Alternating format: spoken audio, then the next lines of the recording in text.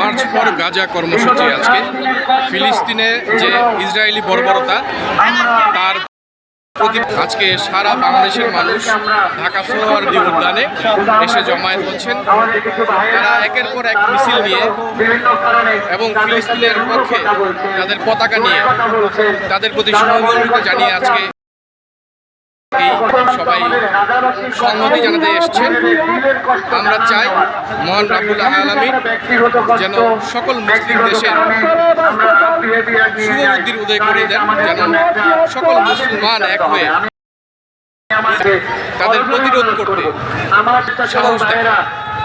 মুসলমানদের যদি সাহসের অভাব থাকে তাহলে আজকে বাংলাদেশের এই যে জমায়েত দেখে যেন তারা সাহসের সঞ্চার করে। সৌদি আরব